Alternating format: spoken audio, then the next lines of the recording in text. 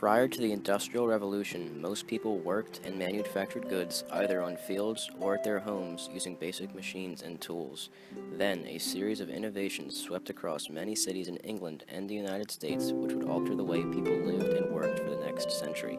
Innovations such as the steam engine by James Watt, which could power machines, and the Bessemer method for producing steel, which completely revolutionized the production of buildings, a high demand for workers to utilize and produce these machines was at hand. As the basic machines in the pre-industrial way of life were replaced, many began working in factories in order to produce products cheaper and faster. Also, inventions such as the steamboat made it much easier to deliver the goods by being mass-produced by the new factories. The society in the Industrial Revolution. People lived in small communities where their daily existences revolved around farming. A number of factors contributed to Britain's role as the birthplace of the Industrial Revolution. Britain was a stable society, as well as the world's leading colonial power, which meant its colonies could serve as a source for raw materials as well as a marketplace. The economic takeoff of the Industrial Revolution required several other elements before it could transform American life. The chief organizational breakthrough of the Industrial Revolution was the factory system, where work was performed on a large scale in a single centralized location. Among the early innovators of this approach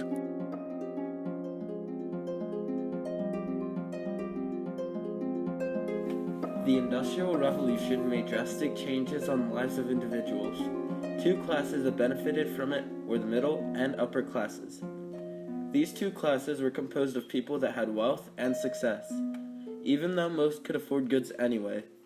The prices lowered even more, so that those who could not afford them before could now enjoy the comfort and convenience of the new products being made.